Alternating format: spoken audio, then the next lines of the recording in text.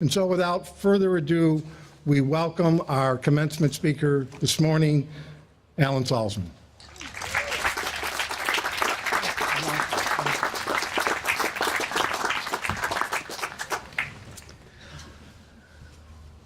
Board, President, parents, faculty members, graduating class, and friends, and not in any particular order. Congratulations. I'm delighted to have the opportunity to be here today and join with you in the celebration on this gorgeous campus on this beautiful day as we look forward to life to come. As you can imagine, it's been a while since I graduated, and I had the benefit of having two children of my own graduate in the last 18 months. So of course I turned to them for some advice as to what would be relevant and interesting for my talk today. And they were great. They said, look, the most important thing is to be funny. At which point I of course said, what else you got? And they said, all right, make sure that you're cool and you do stuff that the graduates can relate to. At that point, I realized they were going to be of no help whatsoever. So, what do I got? As you could tell some from the introduction, or those of you who Googled me, I'm one of the people who spend most of my waking hours thinking about clean technology, and I thought I should take a moment or two and talk to you about what that means, because I think it has real implications for everyone here.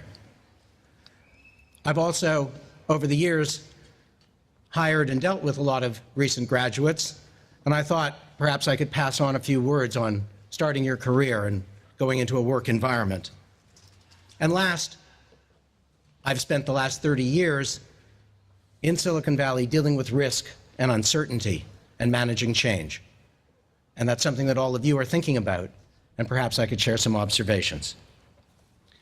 So first, every parent here has seen the movie The Graduate. I don't know how many of the students have, but there's that seminal moment in the movie at the graduation party where someone turns to the Dustin Hoffman, who's the recent graduate, with a one word of advice for his future.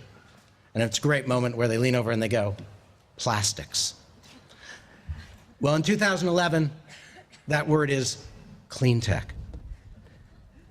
What does it mean? Well, good news.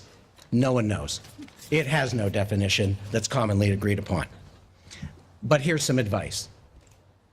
When people are asking you, what are you thinking of doing with your life? What kind of a career do you have in mind? Where are you planning on working? Just turn to them and say, you know, I've been giving it a lot of thought, and I think clean tech is the way to go. They'll be very impressed. When you're interviewing for that first job, and it's an interview in finance or marketing or retail or something like that, and they say, well, what kind of relevant experience do you have? Of course, you've recently graduated, so it's always an interesting question. Say, you know, I've spent a lot of time over the years thinking deeply and exploring clean tech, and I think it's a great foundation for just about anything. Of course, you then may be pinned down where they turn to you and say, well, what exactly in clean tech have you been spending your time on? And that's when you turn to them without blinking, you say, mainly demand response, looking at LEDs, and investigating electrification of vehicles. Because you have. If you've turned off the lights when you've left your room, you've engaged in demand response. Every flat screen TV today is powered by LEDs, and surely you've spent some time looking at that. And lastly, I hope you've all visited the Tesla showroom at some point, thinking deeply about EVs. All right, you can see why funny wasn't really an option. So let me switch gears then and talk for a few moments about clean tech and what this really means. What it's about is providing abundant, affordable, non-toxic energy, water, and materials for the planet. It is the industrial revolution of the 21st century. And the next 3 decades, it's going to be the dominant theme globally. It is poorly understood, and I'm going to try and give you a 2-minute preview into what it really means. It has two aspects to it. First, we live in a world of a finite amount of natural resources. And historically, we have used those resources for the benefit of roughly 1 billion people on the planet. Western Europe, North America, Japan, Australia, certain pockets around the world. There's now 6.9 billion people on the planet and rising rapidly. The rest of the world, happily, is going through rapid growth in GDP and societal development. With that, there is a perfect correlation to greater use of energy, greater use of materials, greater stress on our water supplies. That is the unpleasant part of the equation. There is a true supply-demand imbalance that is growing and will occupy the world for the next century. But there's a happy part of this equation, and that's really what energy innovation and efficiency is about. Most of the world's industries, and they're the largest industries in the world, when you think about it, transportation, lighting, the built environment, the creation, transmission, use, storage of energy, clean water. These industries are populated with antiquated technologies, often developed 50 to 100 years ago. And they can all be replaced, they're all being supplemented, and they're all transforming these industries in the process. The reason electrification of vehicles will sweep the planet is we can create now cars using available battery technology that are less expensive to make, less expensive to maintain, cost in essence 3 cents a mile to operate, have zero emissions, and by the way, will blow the socks off of any Porsche you may be thinking about buying with your graduation presents. And it's really important to the world. So as you think about careers and you think about what comes next, it will be one of the dominant waves. And as you think about those careers, I want to give you a few words that I pass on to people, my children included. First, it's okay if you don't know what you're planning on doing with the rest of your life. Few people do, and those who do often find that they're wrong. You are at the beginning, not the end, and you need to be open and flexible and allow the knowledge that you pick up, the experiences that you have over the next decade to shape and form your points of view. The worst thing in the world would be to form too rigid a view too soon. Second, get some experience in sales, in selling. Business, for those of you focused on business, always entails an element of understanding the psychology and capabilities of selling. Develop your skills at putting together a network, and here I don't mean those posts you've been doing to date on Facebook, but on developing and cultivating a useful set of friends and like-minded thought leaders that you can reach out to and gain from their perspective. Follow your interests, and most importantly, make sure that you are informed. That's both understanding what is going on in the broader world around you, but spending some time thinking about why it is happening. It doesn't matter whether it's online or it's in old-fashioned print format. You need to be reading the major newspapers, The Economist, staying abreast of what is going on in the world. It is your ticket to understanding where things are going and how you fit into it. As you look to start work, some simple admonitions. Be the first to arrive in the morning and the last to leave. If you're asked to do something, your response should be, would 9 a.m. tomorrow morning be soon enough? Your goal is to make the people you work for happy, make their life easier, show that you can handle responsibility. I and a lot of people in my position are constantly looking for who we can assign some significant responsibility to.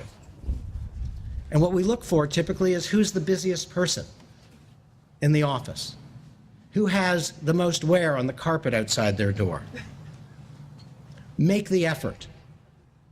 One of my favorite stories was told by Jeffrey Katzenberg, who heads one of the Hollywood studios, and he started his life as a gopher, fetching coffee and taking memos in meetings, as is often the case when you're starting out. And he described the ticket to his success was being the best coffee fetcher the world had ever seen. And he meant it literally, because he related to the story of how his boss couldn't figure out how he got the coffee so quickly and so well every day, and decided to give him an assignment to see what was with this kid. And it led for his career advancement from then forward. I want to lastly touch on a topic that is near and dear to your heart, and that is uncertainty and fear as you think about the world out there and leaving the wonderful environment that you've been here. I hope you appreciate that uncertainty is a great thing when you're young and starting your career. Change levels the playing field. It's what creates opportunity. Change is your friend. If you think about it, in the last several decades, there's been 6 major transformations in our society.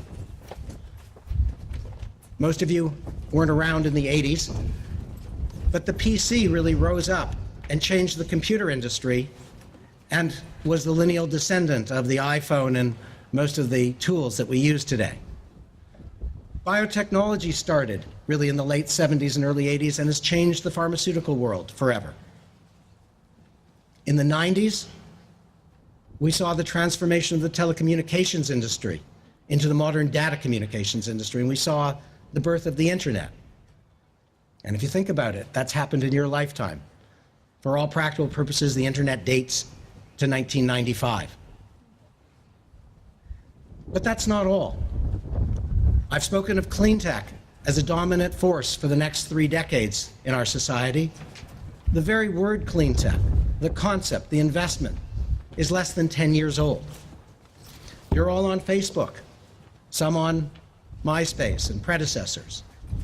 Social networking as a concept, let alone a capability, did not exist 10 years ago.